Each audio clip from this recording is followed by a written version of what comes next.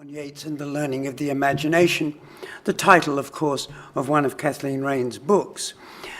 It was her book, Defending Ancient Springs, 1967, that was purchased and read by me when I was an undergraduate in Australia. I still have it. It helped to awaken my interest in the writings of Yeats. I first met her at the Yeats Summer School in Sligo in 1970 and in 72, where her lectures anticipated her books Yeats, The Tarot and the Golden Dawn, 1972, and Yeats, The Initiate, 1986. She shared Yeats's sense that there are ways of knowing more appropriate to the production and reception of art than those of shuffling editors, of whom, as you've just heard, I am one. Bald heads, said Yeats, forgetful of their sins, old, learned, respectable bald heads, who edit and annotate the lines that young men tossing on their beds rhymed out in love's despair to flatter beauty's ignorant ear. Mea culpa. I hope Yeats's rebuke propitiates the lofty shade of Kathleen Raine.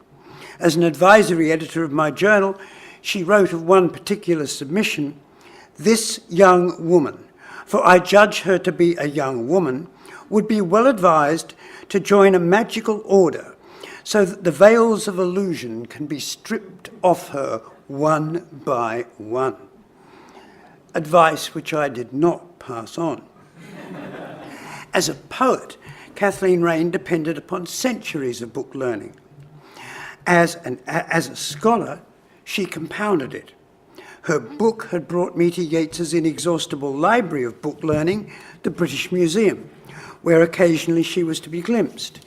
She took it for granted that the imagination was learned, as had Yeats before her.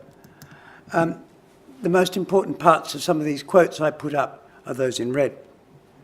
"There is only one kind of good poetry," he said, "for the poetry of the coteries, which presupposes the written tradition, does not differ in kind from the true poetry of the people, which presupposes the unwritten tradition. Both are alike strange and obscure and unreal to all who have not understanding, and both glimmer with thoughts and images. I learned from the people themselves before I learned it from any book, that they cannot separate the idea of an art or a craft from the idea of a cult with ancient technicalities and mysteries. They can hardly separate mere learning from witchcraft, and are fond of words and verses that keep half their secret to themselves." So this is his justification for being a learned poet working in an unlearned tradition. Many years after he had worked on these notebooks at the turn of the 20th century, he recalled when he began to question the Irish country people about apparitions. "Lady Gregory and I collected the stories in her Visions and Beliefs in the West of Ireland. Again and again, she and I felt we'd got down, as it were, into some fibrous darkness, into some matrix out of which everything has come, some condition that brought together, as though into a single scheme, exaltations, agonies, the apparitions seen by dogs and horses. But there was always something lacking. We came upon visionaries of whom it was impossible to say whether they were Christian or pagan, found memories of jugglers like those of India, found fragments of a belief that associated eternity with field and road, not with buildings. But these visionaries, memories, fragments were eccentric, alien, shut off, as it were, under the plate glass of a museum. I had found something of what I wanted, but not all. The explanatory intellect had disappeared." The key phrase in all that, I think, is fibrous darkness. The beliefs of the country people, he thought, were ancient deposits, like sods of turf, rotted down, as it were, into tradition. Recovered by visionary meditation upon learning, in his case, the writings of the Irish mythographers and folklorists, such beliefs could prove endlessly inspiriting. Middle-class Ireland, he felt, had prolific journalism. It had Young Ireland societies. It had cultural and national fervour. But, he said, no, and I'm quoting him here, cultivated minority. Hence, he thought, the Irish absorption of English middle-class values and popular poetry. He plied his audiences with folklore essays, barely read now. He offered folkloric notes to his over-freighted symbolical poems. The Wind Among the Reeds, 1899, contains just 37 poems in 62 pages, with an additional 44 pages of notes, some of them as long as 8 pages. He later pruned them, forcing the poems to become self-sufficient. Though by 1932, he had found what he called an ancient discipline, a philosophy that satisfied the intellect in Indian thought.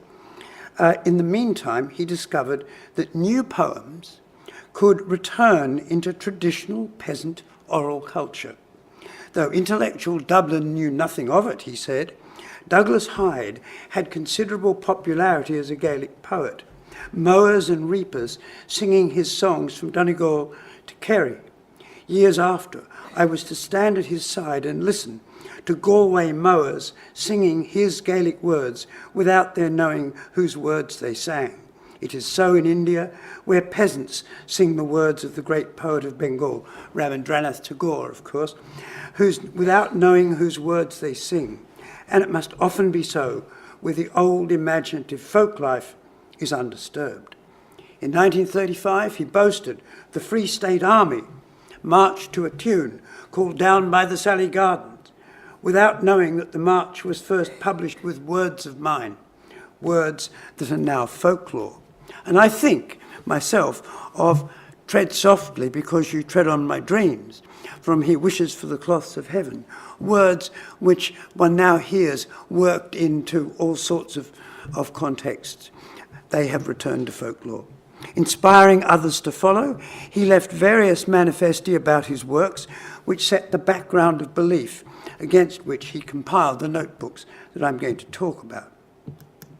Popular poets, he thought, who had unlearned the unwritten tradition which binds the unlettered to the beginning of time and to the foundation of the word, and who have not learned the written tradition that has been established upon the unwritten.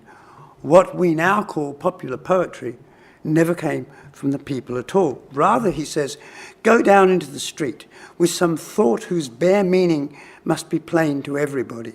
Take with you Ben Jonson's Beauty Like Sorrow Dwelleth Everywhere, and find out how utterly its enchantment depends upon an association of beauty with sorrow which written tradition has from the unwritten, which had it in turn from ancient religion.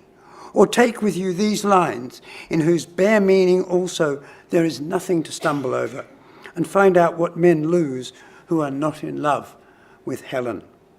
Brightness falls from the air. Queens have died young and fair. Dust hath closed Helen's eye. As a boy in Dublin, he said, he had one unshakable belief. I thought that whatever of philosophy had been made poetry is alone permanent, and that one should begin to arrange it in some regular order, rejecting nothing as the make-believe of the poets. Since then, I have observed dreams and visions very carefully, and I am now certain that the imagination has some way of lighting on the truth that the reason has not, and its commandments, delivered when the body is still and the reason silent, are the most binding that we can ever know. As a scholar, Kathleen Raine depended upon lines of thought such as these. Indeed, some of these quotes appear in some of her essays.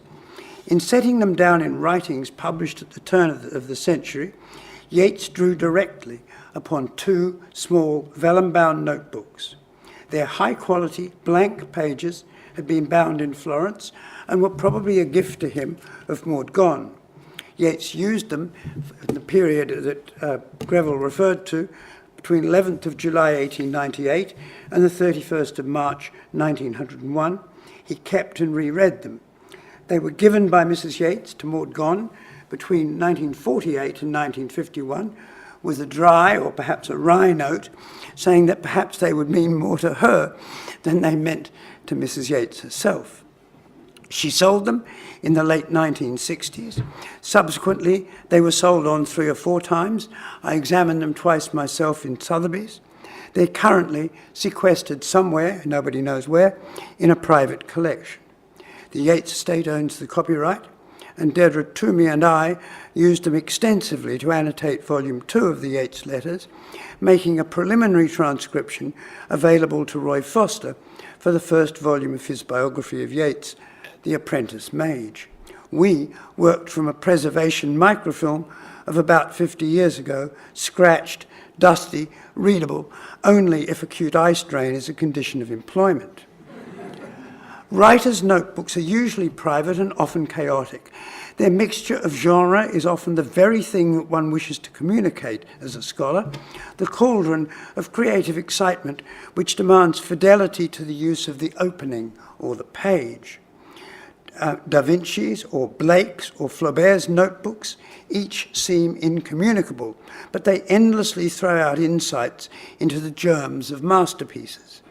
Producing the first modern 3-volume edition of Blake in 1893, Yeats and Edwin Ellis sought to rescue Blake as poet and artist from the chaos of his remains to preserve some sense of facsimile, while gaining for Blake readability and an audience. The notebooks of Yeats's fellow member of the Order of the Golden Dawn, Florence Farr, who I'll be saying a bit more about later on, known to Yeats as Spillikins, contain wild diagrams from untraced recondite sources, lecture notes from theosophical study groups, the mock-up titles of books never published, Coleridge comes to mind here, self-laceration in the light of her teaching, grumbles about her lovers, Yeats and Shaw, wisdom from the Tiger Mahatma, a text, you might say, intended only for one, now scattered in disorder for the many. Such materials rarely reach print. We're much more familiar with the publication of a different class of manuscripts, working drafts, as found, for example, in the Cornell, Wordsworth and Yeats manuscript series, ordered by title of the finished work, towards which the manuscripts mark key moments of progress, imaged sets of pages set side by side with typographical facsimiles. But when a writer himself uses a blank book bound before purchase, the process is much harder to reproduce in facsimile, except, of course, on the net. Yeats liked the 2-page spread each opening provided. I'll show you some of the pages. He usually drafted on the right-hand page and added comments on the left-hand page, producing something like this. Now, this first page, that's just the first page, which happens to be a recto, and that's actually a good image taken from the original, which will give you just some sense of his handwriting. But most of it looks much more like this, with horoscopes and additions, and in this particular case, a rather wild-looking chicken with a butterfly hovering over its head. And as you can see by that V-shaped hasty annotation on the bottom of the left-hand page, you will see what he's hastily trying to do in correcting a drawing which he has X'd out on the recto page. And so that's just, I'll be showing you more of these. The point is that the main text is continually interrupted by additions and interpolations, the possibilities of which he's carefully allowed for by writing only on one side, and then adding the corrections later. Now, we've all recorded our dreams, but few with a vellum-bound commitment to permanence. Yeats already had a history of writing in bound manuscript books, a lot of them in the National Library of Ireland, the Flame of the Spirit notebook, in which he put poems from Maud Gonne, the 1893 notebook with a brocade cover, which he flaunted for his first interview with Catherine Tynan, the Celtic Twilight scrapbook, into which he pasted texts from periodical publications whilst rewriting them at the same time. But one can hardly imagine Yeats ever hauling these Visions notebooks out for public view. They were written for a readership of one. He's unusual among writers who record dream material in that he sought to keep and to annotate a record of dreams and visions separate from the diarising of his outer life. Coleridge, Kafka, Sylvia Plath, for example, record significant dreams in notebooks or diaries alongside the details of their daily life, of books read, poems drafted, health recorded, appointments kept. But I have handled a volume of Graham Greene's dream diaries, which are dedicated solely to dreams. Yeats's warning private, that you can see at the top of that page, is no mere Cerberus to put people off. It imitates the stern injunctions given in other manuscript books of the period, such as the manuscript books of rituals of the Order of the Golden Dawn, which members themselves had to transcribe and compile. But this is not a book of ritual, though its subject matter is one of the bases for Yeats's own unsatisfactory rituals for a new Celtic mystical order. This is a spiritual diary, a revisited text. Annotating it and editing it, we are trying to recover some sense of its use at various points in Yeats's life thereafter. Once we had deciphered it, it was apparent that much material scattered throughout his published prose and verse utterly depended upon it. It became a quarry for meditative and autobiographical writings, folklore essays such as are found in the 1902 edition of the Celtic Twilight, and philosophical writings such as is found in his great philosophical treatise Paramica Silentia Lunae of 1918. This, then, is a matrix out of which everything comes. His dreams, some of which are drug-induced, his visions, some of which are drug-suppressed, his occult experiences for that 33-month period provide him with evidence of what he would have called wisdom, that had come to him directly from what he did call the anima mundi. In autobiographies he writes, "It was at Coole Park that the first few simple thoughts that now grown complex through their contact with other thoughts explain my world, came to me from beyond my own mind. I practiced meditations, and these, as I think, so affected my sleep that I began to have dreams that differed from ordinary dreams in seeming to take place amid brilliant light, and by their invariable coherence, and certain half-dreams, if I can call them, so between sleep and waking, such experiences come to me most often amid distraction, at some times that seems of all times the least fitting, as though it were necessary for the exterior mind to be engaged elsewhere." And of course, one remembers that all this happened when he was rushing to and fro in 1898, organising the centenary of Wolfe Tone in Ireland and England. But both his unfinished memoirs and his autobiographies draw upon these singular experiences, and their constant interruption by horoscopes, by letters from Maud Gonne, and by the dreams and visions of other people, many of these being, of course, about Yeats and Maud Gonne. Now, the letters and the horoscopes are pasted in envelopes, and if you look, you'll see on the left-hand page, you will see it says "My Horoscope" by Vigilate. It's been pasted into an envelope. Or if one looks there are two envelopes of letters from Maud Gonne. And when one opens the envelopes, of course, one finds the even more unreadable handwriting of Maud Gonne going on like this. And many of her dreams and her visions are almost concurrent with Yeats's, and he then files them all in the one anthology. There are many, many more pages of horoscopes, of tarot readings, all sorts of almost indecipherable and very difficult to understand material. Now, he'd become dissatisfied with the elaborate style of some of the stories that he had been writing in 1896-97. These are the stories grouped under the title Rosa Alchemica, and their mode is that of the fantastic. The reader hovers between natural and supernatural readings. George Russell had thought Rosa Alchemica a most wonderful piece of prose. A book sustained at that level would be one of the greatest things in literature, and I think Russell was right. But this wouldn't do for Yeats.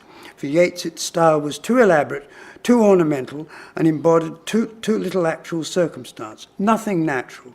Always, he said, an artificial splendour. In an early draft of Paramica Silentia Lunae, he writes, summing up this period, the world of spirits became and still is the great preoccupation of my life, a study that even more than poetry has absorbed my life. That preoccupation needed to be externalized, but there was no way to put such experience before the public. Actual experience of the spirits, real, if frail, visionary experience, and unsatisfactory experiences with both hashish and mescal, showed that fantastic or quasi-Gothic fiction was not the way forward. His dissatisfaction led him to seek, via the mediumship of his mistress at the time, Olivia Shakespear, the advice of a symbolic personality who appeared in her visions, called Megarithma. Now that algorithms have become such a common form of conversation for the complex workings of artificial intelligence and computers, I like to think that Megarithma must have been, a sort of super algorithm who advised him to live near waters and to avoid woods because they concentrate the solar ray.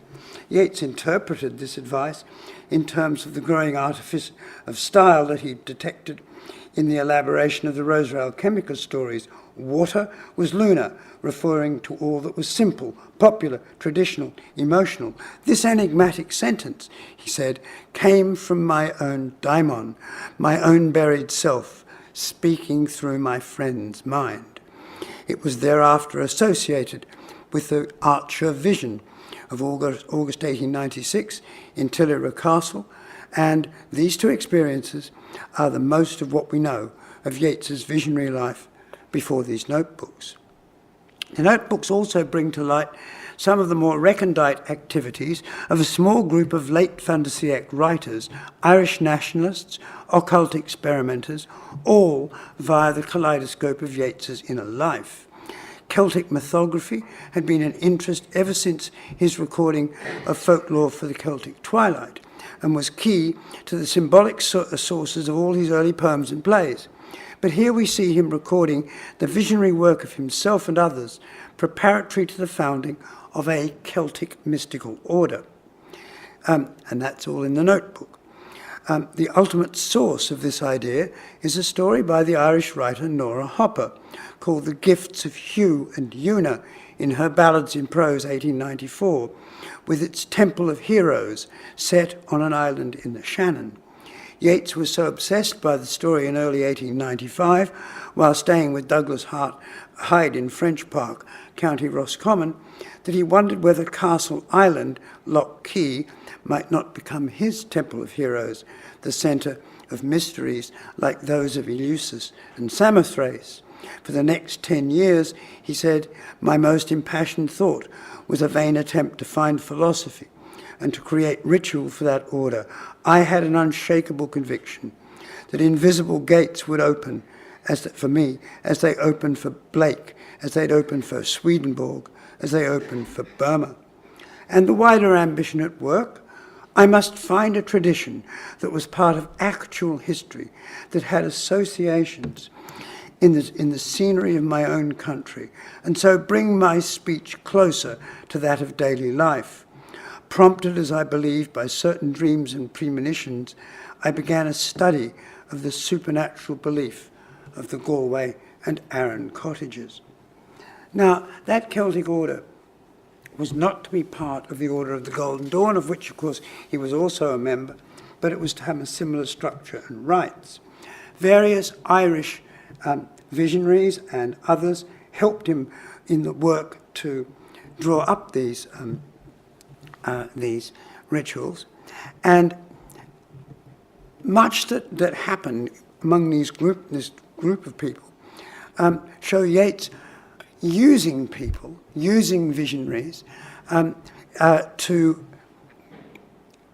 to obtain experiences which he felt he couldn't obtain himself. One of these is an Irish woman called Dorothea Hunter, who recalled that Yeats could not himself get the visions he so desired. He said his mind was too analytical and questioning. The Visions notebooks then contain private work on rituals to be structured on the Celtic divinities of the pre-Christian era, about which Yeats had done a lot of reading when writing that early epic, The Wanderings of Usheen, 1889. The Tuatha De Danann, the otherworldly tribes of the goddess Danu, associated with ancient Pashits tombs, portals to the other world, their rivals, the Fomorians, the harmful or destructive powers of nature, whom the Tuatha had defeated in the Battle of Moytura, the talismans of the Tuatha, the sword, the stone, the cauldron, and the spear, the 12 Irish coloured winds, the 4 mythical cities, and their respective associated gods. All of these, all this learning from mythography gives some sense of system and seems to be the basis for now lost Celtic tatva cards developed by Yeats and his followers. But from the 12th of September 1898, he's evoking gods and Irish gods and goddesses daily, summoning Angus, Buan, Bove Derrig, and the Diha himself. Thus, last night I evoked Connla's well. I got some new expressions. The 9 hazels are fiery and masculine. The water is feminine. The well is the primordial duality. The well is the circle of mind and space. You can see, of course, how he rushes to analyse the very things that, that perhaps made his visionary power less satisfactory. The trouble is also that his emotional life erupts into all this visionary work, and the unreconciled struggle between the would-be Magus and the man in love with Maud Gonne is established right on the second page of the notebook. The intersection explodes in December 1898 at the time of their spiritual marriage, Yeats's words. On the 8th of December came catastrophic revelations of Maud Gonne's previous secret life, her long and now fractured relationship with the French politician Lucien Millevoye, and of the 2 children she had borne him. Yeats intensified their shared visionary and magical life, and by the 17th of December, they experienced in different places, but at the same time, the so-called initiation of the spear, after evoking Angus, who was ominously laughing and mocking. He said, "We were one," wrote Yeats, in the prenatal life. There are lots of early poems, by the way, on that theme. And this prenatal life was now bringing us together. When asked to show us in that life, he showed her a stone and me a most beautiful golden flame-like form. Presently she saw Lou, who said we could now take the initiation of the spear. She saw a tree with a serpent and a great fountain of fire. The spear was held over us. We were told to hold to it. We rose up through the fire. I saw a kind of feathery flame, like the branches of some kind of trees or bush, or heard sounds as if made by falling and crashing metal. Presently I saw the spear put upright, we holding it no more. I was then drawn up, as it seems, into the form of a great goddess, who seemed like Maud Gonne, and like a stone Artemis. I looked out of her eyes. We were told we would get to real initiation in sleep that night and would remember enough to teach others. Well, Maud Gonne 2 days later took off for Paris. Yeats had proposed in the meantime, and she had rejected it, and their relationship was unresolved. Meanwhile, enter the 2 other women, Florence Farr and Olivia Shakespear, and Yeats records their dreams about all of this. Florence Farr had seen him, quote, dressed in some kind of medieval dress, kneeling before a wayside shrine of what seemed to be the Magdalene in what seemed to be Italy. She saw a spirit haunting this shrine, the spirit of the woman, and that my longing had made this spirit almost material, given it a body, and that I saw it. She tried to get the history of the spirit. She saw a woman very full of life with whom I was in love. I was some kind of student, and yet some kind of noble. I and this woman quarrelled, but whether she loved me was not quite certain. On the whole, it seems that she did. But there were all kinds of complications, and because of this, the woman killed herself. It was then that her spirit began to haunt the shrine, and I to pray there. I used to pray there for many years, till at last I died, and all the while that I prayed, the woman was full of hate, the hatred of that quarrel. When I was dead, I became a bird and lighted upon a bough and sang my love to the spirit. Anyone hear an early echo, pre-echo there of sailing to Byzantium, I wonder? But she made her hate into a serpent. The serpent climbed a tree and killed the bird. Then the soul that had been the bird became a violet, high up on the hill over the shrine. And now at last the spirit changed. From hate to love, became dew and wept over the flower. But the cold of that high hill froze the dew around the flower, and there it remained for many years enclosed in ice, until at last ice and flower perished, the one melting, the other one blackening and withering. Well, his mistress of the time, Olivia Shakespeare, saw him, quote, in a Persian garden among roses.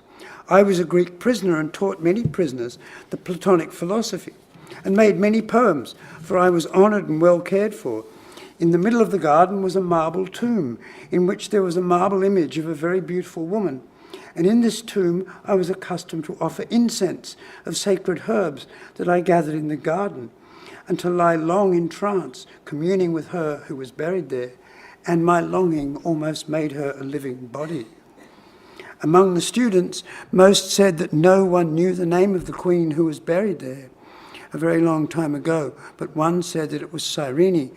At last the Persian queen, who loved the man who was myself, became angry because of the woman in the tomb. And because he would have no living love, and because he said that no living beauty was like that marble beauty. And she had him thrust in the tomb and fastened the door on him forever. Well, that too is an obvious source for the poem called The Living Beauty. But there aren't the sources of very many poems in this material, though the material is used in so many different places. And this spiritual marriage continues to haunt many pages of the book, and its non-consummation keeps reverberating in an extraordinary interlude at Sligo between the 23rd of December and 8th of January 1899. Wild visions of the Irish god Angus as enthusiasm and intoxication, and as an Irish Hermes, alternate with visions of a severed head, bloody or with red hair, brown human skulls, as well as sexually charged visions, such as that of a man with a great tongue too large for his mouth, followed by hallucinations of Maud Gonne's violet scent. Mainly, Yeats used standard Golden Dawn evocations to induce these visions, meditations upon tatwa cards, symbols of the elements, typically to direct clairvoyance in others, but also used to banish evil or negative visions. They're what the Golden Dawn classified as etheric experiences, i.e. three-dimensional, with the visionary at times a participant. Some visionary experiments recorded a joint, Yeats and the Irish poet George Russell seeking visions of hamadryads in Liddicombe Castle, County Galway. And there it is on the left in a contemporary photograph, and on the right in a drawing by Russell done at the time that all this was going on. Some of these visions are recorded in the notebook in graphic form by Russell himself. There being one of them, this strange pastel drawing of an Irish god, suggesting that Irish gods prefigured David Bowie, it seems to me, in a punk headdress, but then many of Russell's otherworldly drawings show resemblances to punk or Mohawk styles. These are other drawings done at the same time. Much of this visionary activity is also noted solemnly by Lady Gregory. At Liddicombe Castle, they saw visions of a man in armour and a black pig and a tall woman and a black man. A.E. saw all of these, Yeats saw only some of them. Now, key episodes from these notebooks are transcribed directly, sometimes glossed with additional memories, plainly mobilised by the process of rereading. sometimes an experience which is only sketched or recorded fragmentarily in the notebook, for example, George Russell's suicidal impulses at the time, are expanded with greater frankness in Yeats's memoirs. He often has visions of books. On Sunday night, or rather early last Monday morning, I went to sleep on my back, with the result that I seemed to pass through a half-nightmare state of no great importance, and then to awake into a kind of beatific trance. I was shown 2 books full of pictures of marvellous and curious beauty, and told that one contained lost poems by Blake, and the other something, whether doctrine or what, I could not remember, that had influenced him. I remember too a picture, whether by him or an influence over him, I know not, which was round, a sky full of faces, faces more Greek than his pictures are. I saw diagrams too, showing Satan and his symbols rising into the heavens. There was much about his wings. I remember too that his hurting the head of Christ meant the maiming of imagination by reason. The poems were beautifully illuminated, though not quite in Blake's way. I read, then I presently came to a bad verse. A voice then said that I was no longer seeing properly. I asked questions, but was told, I think, that I could not hear or see more at that stage. And then, almost immediately, I saw a book written and painted on dual leaves, and fixed my eyes on a scene, how indigo dark on one page, a kind of abyss, or the night sky. The book changed into a shower of withered leaves. I then saw other withered leaves. I heard a voice say that the woman in the white dress was a spirit of November and of winter nights. I heard a voice say, "Your heart is heavy as lead. The light of your eyes is dead. Think of the world to come. We are the whirling ways." I felt a sensation of winds blowing. I saw indigo colour and a faint white cross. I was conscious of being unable to see things that were all about me. I saw to my left, but very badly, many laughing faces, and to my right a sheeted and death-like spirit. I heard a voice cry, "Lay your hand on my heart and your lips upon my lips." I saw a most radiant and noble face bend over mine, but was conscious of the same struggle to realize things that I could not realize. All the while, I saw Russell with my outer eyes. He was perfectly still, so still that I thought he was unconscious. Suddenly, I saw queer green and spring flowers, and the moment afterwards, Russell awoke. He had seen a great abyss of spirits and great shining things, and a spirit of a man laid in a trance upon a cross, and much more that faded from him as he awoke. Well, there is, of course, a tradition of unfinished poems, poems fading as they're being written, never being finished, and so on. And maybe Greville might like to talk a little bit more about that later. Russell seems to have had at this stage of his life a saintly capacity for mystical vision. Conversely, he was, I think, a negligible, if very well-selling poet. Yeats's marginality, however, also distinguishes the poet from the magician. Yeats had no talent whatever for constructing rituals for his Celtic order compared to the rituals which were in the order of the Golden Dawn. Conscious of his weaker visionary powers, he tried to enhance his visionary experiences with both hashish and mescal.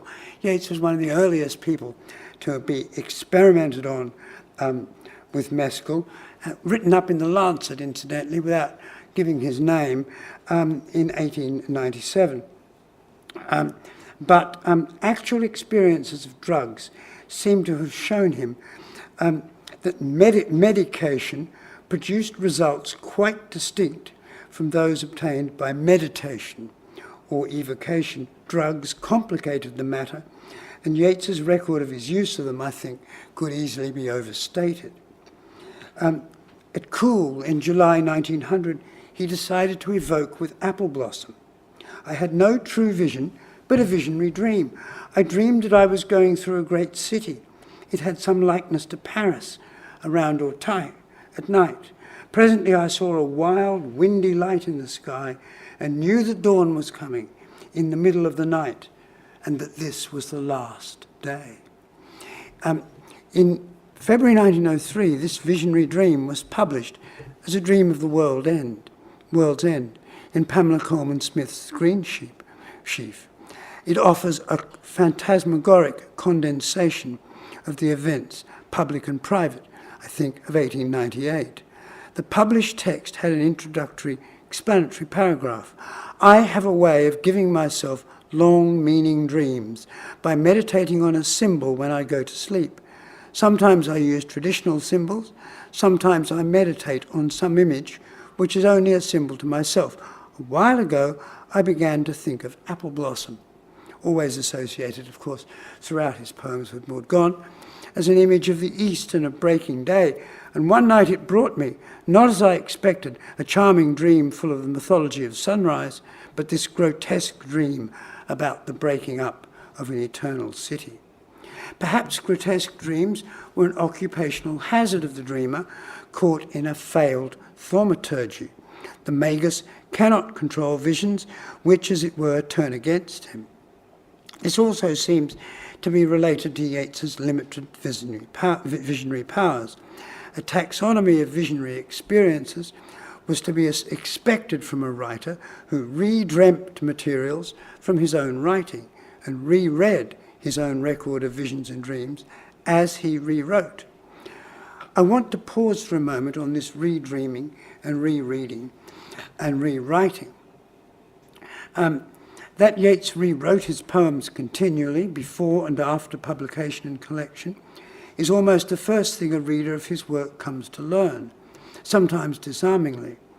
I've remarked that these notebooks demonstrate only a few particular sources for poems, but they show patterns of obsession with the symbolical subjects of poems already published in some shape or form, but yet to reach their final form, or indeed the forms in which they would be first collected. Yeats's dreams play across the entire symbology of what he'd already published. Plays, poems, the Celtic Twilight, the Secret Rose on the one hand, delving deeper into Celtic folklore, and on the other, and less successfully, laying some groundwork for the ordering of the materials into the rites of a Celtic mystical order. There is in all of this a deep solipsism in the writer as a self-reader. In 1893, he drafted a quatrain claiming that his rhyme must be a dyed and figured mystery, thought hid in thought, dream hid in dream.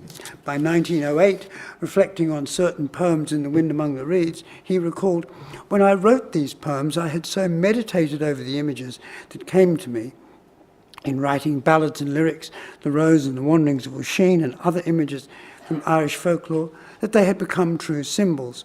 I had sometimes, when awake, but more often in sleep, moments of vision, a state very unlike dreaming, when these images took upon themselves what seemed an independent life and became part of a mystic language which seemed that it would bring me some strange revelation." The dreams recorded in the notebooks are partially controlled by the dreamer. These and hypnagogic visions before sleep, concurrent dreams, are analysed in the book of 1918, Per Amica Silentia Lunae. There are also waking hallucinations superimposed upon the ordinary, non-hallucinatory environment. Failure of true vision was as central to the writer's creative economy as was delay. The composition of The Wind Among the Reeds depended upon obsessive and recurrent imbrication of redreamt dreams, and it becomes a bit like what De Quincey calls involutes of earlier works. Thus, Yeats's 1899 note to the lyric, which everybody knows, entitled The Cap and Bells. I dreamed this story exactly as I have written it. I dreamed another long dream after it, trying to make out its meaning, and whether I was to write it in prose or in verse. The first dream was more a vision than a dream, for it was beautiful and coherent and gave me the sense of illumination and exaltation that one gets from visions, while the second dream was confused and meaningless. The poem has always meant a great deal to me, though, as is the way with symbolic poems, it's not always meant quite the same thing. Blake would have said, the authors are in eternity, and I'm quite sure they can only be questioned in dreams. Well, once he had published these poems, he began to look at them rather differently. Being troubled at what was thought a reckless obscurity, he said, I tried to explain myself in lengthy footnotes, into which I put all the little learning I had, and more wilful fantasy than I now think admirable, though what is most mystical still seems to me the most true. In his introduction to his poems in 1901, he said, I do not think that anybody who knows modern poetry will find obscurities in this book, immediately qualifying that very rash statement with I'll put this on the screen, I think. In any case, I must leave my myths and symbols to explain themselves as the years go by, and one poem lights up another, and the stories that friends, and one friend in particular, that's Lady Gregory, have gathered for me, or that I have gathered myself in many cottages, find their way into the light. I would, if I could, add to the majestic heraldry of the poets, the great and complicated inheritance of images, which written literature has substituted for the greater and more complicated inheritance of the spoken tradition. Some new heraldic images gathered from the lips of the common people. Now finally, I want to say something about the genuine mystical visions that appear in these notebooks.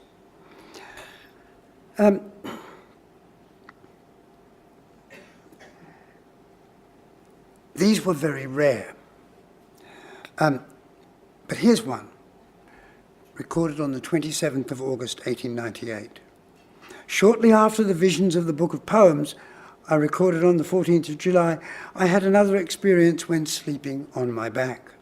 I awoke slowly and could not remember what I had seen, but knew that I had been told that the love of God was infinite for every human being, because every human being is unique, and God's love can find no other capable of satisfying the same need. This was mixed up with some incoherent dream. I was not in a true trance, but perhaps had been. The day before, I had suddenly felt a sense of dependence of the divine will, and had passed for a moment into a state of passive mysticism unusual with my nature, which has been shaped by thaumaturgy. I also had the experience of the wind blowing over me from the feet up again, but cannot recollect the circumstances. In my divination of 2 or 3 days ago, I noticed the great difficulty is that the cards produce the vision appropriate to their universal symbolism more readily than the vision of their partial symbolism. This thought came to me, as I believe, supernaturally, he wrote, and this direct experience of the numinous was believed by Yeats to be the root of Christian mysticism. Its rarity guaranteed the poet's place in the scheme of things, below the saint or the magus. It fed back directly into what Yeats published as folklore, and the experience I've just recalled was published immediately, it seems, well, very quickly anyway, in 1902 as one of the new chapters of the Celtic Twilight, linked to a second, this is the vision about there being no human soul is like any other human soul, and therefore the love of God for any human soul is infinite, because no other soul can satisfy the same need in God. A few nights after this, I awoke to see the loveliest people I have ever seen. A young man and a young girl dressed in olive green raiment, cut like old Greek raiment, were standing at my bedside. I looked at the girl and noticed that her dress was gathered around her neck into a kind of chain, or perhaps into some kind of stiff embroidery, which represented ivy leaves. But what filled me with wonder was the miraculous mildness of her face. There are no such faces now. It was beautiful, as few faces are beautiful, but it had not, one would think, the light that is in desire or in hope or in fear or in speculation. It was peaceful like the faces of animals or like mountain pools in the evening. It was a little sad.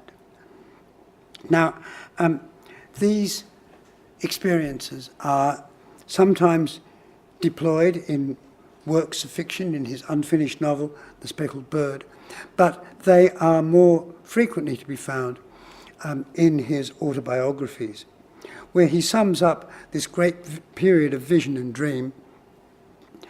I found that after evocation, my sleep became at moments full of light and form, all that I'd failed to find while awake, and I elaborated a system of natural objects that I might give myself dreams during sleep, or rather visions, for they had none of the confusion of dreams, by laying upon my pillow or beside my pillow certain flowers or leaves.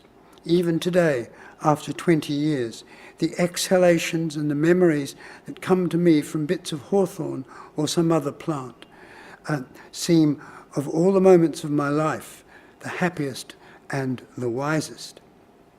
Well, I just want to stop in a second, but let me ask, why did he give up this notebook at the end of March 1901? The quarrel in the Order of the Golden Dawn had estranged him from Florence Farr and from Dorothea Hunter, key figures in his mystical life. The theatre increasingly consumed him, and his own great period of visionary activity just seemed to be over. There might have been, or seemed, little point in seeking from others then what he could not achieve himself. I see the trajectory of his work then as something like this. Insofar as visionary experience was concerned, Rosa Alchemica and the fantastic as a style had to be written off. Experience had to find a way to prevail over literary convention. Speculative prose took over from fiction. His first published reference to the notebook is in the famous essay called Magic, drafted in December 1900, offered as a lecture in May 1901, and published a little later in 1901. Though it includes one episode from the notebook, Yeats wrote, "I have written of these breakings forth, these loosenings of the deep, with some care and some detail, but I shall keep my record shut. We who write, we who bear witness, must often hear our hearts cry out against us, complaining because of their hidden things." So there it really remains. It remains for him as a book of evidence to himself that he had undergone a period of vision, however fragmented, and was not simply dependent on the powers of others. The problem for Yeats's belief in visionary experience, I would suggest, is that he was a writer. Representing experience of the supernatural to unbelievers, he found inordinately difficult. Affirmation by declaration proved for him to be the best accommodation of the supernatural. In a draft of Paramica, he wrote that the notebooks contained much recorded at the moment it happened, and while the memory was clear, that once I had thought to publish, but I am no longer of that mind.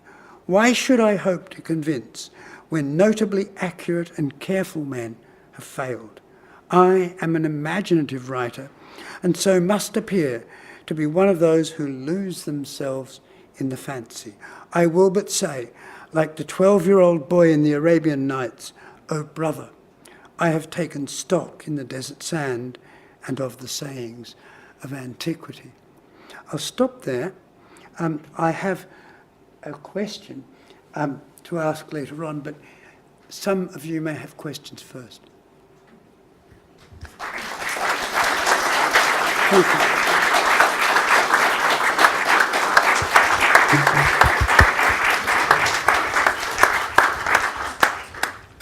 Well, I'm sure, like everyone here, I'm very reluctant to allow Warwick to cease. I mean, he has gripped us with his glittering eye like the ancient mariner, and like Yeats, he's been weaving the cloths of heaven for us. I could listen to this all night, but I fear Warwick wouldn't wish to continue all night. Yes, we're invited to raise questions. Do we have questions? I'm sure there will be many. Yes, lady. Yeah. Are you able to? Yeah. Yes. Yes. It's a very simple question. Would Yeats have seen an original manuscript of Blake's? Yes, is the answer. Yes, it's many of them. The Linnell brothers were still alive, and Yeats and Ellis went down to their house, I think in Kent, and indeed carried away some of Yeats's manuscripts in order to transcribe them before publishing them in 1893. Thank you. Yes. Do we have any more? Yes. Kathleen. I was very struck by the dream about the cities breaking down. Ah, yes. Well, that one, of course, is published. It is. Yes, it is. But the time that he was having these dreams, and of course at the same time he was trying to reconstruct the Irish order of consciousness Yes. and the soul of Ireland Yes. at the same time. But at this very same time he has the breaking down of the cities. And of course all that follows in Irish history in the next 2 decades strikes me very forcibly. It's often said in Scottish culture that that the vision of the fairy when one goes into the other world, one is aware of war in the other world before it comes out into this world. I see. It's very interesting. He's Yes. got this creative and these destructive streams both at the same time. I wonder if you had anything. No, I mean, remark? first of all, the Scottish material is new to me. Thank you very much. What I'd be wary of saying, I'd be wary of oversimplifying this to the point when one suddenly said, you know, that in 1898 Yeats had foreseen 1916. I'd be very wary of going there, because I think that what happened in 1916 was an enormous surprise to Yeats, and one, of course, which he had first deplored. But whether it is his desire for a new Ireland that, as I think you're suggesting, implies that the old order has to be broken up, or whether it's just one of those terrifying dreams. You need to read the whole thing. It's the weirdest experience, A Dream of the World's End. It also involves men descending in parachutes. But it is something that struck him as so singular. It stands out very much from the rest of the material in this document. I wonder if I could ask a question of everyone. I did, when writing this, I did read carefully the Temenos Academy's 10 Basic Principles. And I asked myself, would Yeats have signed up to your principles? And I went through them all principle by principle, and, you know, could comment on most of them, I think. But the one which really sticks in my mind in respect of Yeats is, would he have reminded himself and others to look up and not down? Principle number 9. Here, it seems to me, is where Neoplatonism and the occult come into conjunction, if not collision. It gathers up, this question gathers up Temenos beliefs 2 to 5 about love of wisdom, spiritual vision as the basis of civilization, revered traditions, and the necessity for their constant renewal. But it did seem to me that Principle 9 about looking up and not down was quite important, because it made me think immediately of Raphael's School of Athens, and of course, the figures of Plato and Aristotle, the one gesturing up, while Aristotle, of course, gestures down. That, by a curious chain of coincidence, reminded me of a late cartoon of Yeats and George Russell. Yeats lived at number 84 Merrion Square at this stage. Russell worked at number 82. And here they are not meeting outside number 83. Russell, by this stage, of course, being a truly profound and very brave journalist, editor of the Irish Statesman. Now, Yeats, I think, affirmed looking in before looking up. Our memories being for him part of one great memory, the memory of nature herself, a great mind which could be evoked by symbols, a process which he thought it uncontroversial to call magic. Written even as these notebooks were being compiled, as spirits were being evoked, in a quest for visions of truth in the depths of the mind when the eyes are closed. But while he says he wishes he could put the belief in magic from him, he also fears the consequences for humanities of the slow perishing through the centuries of a quality of mind that makes that belief and its evidences common in the world. Now, by the time you get to his age as Nobel Prize winner, in 1927-28, he writes a poem, of course, in which he writes his will. Trapped by the humiliations of old age, he decides it's time to declare his faith. And this is where it's surprising for those who feel that looking up is Platonic, and that's what Yeats did. And I declare my faith, he says. I mock Plotinus' thought and cry in Plato's teeth. Death and life were not till man made up the whole, made lock, stock and barrel out of his bitter soul. I, sun and moon and star, all, and further add to that being dead, we rise, dream and so create translunar paradise. And it seems to me this is his wonderful, wonderful phrase, being dead, that this is where we each add, as it were, our separate wisdom via supernatural dreams to human tradition.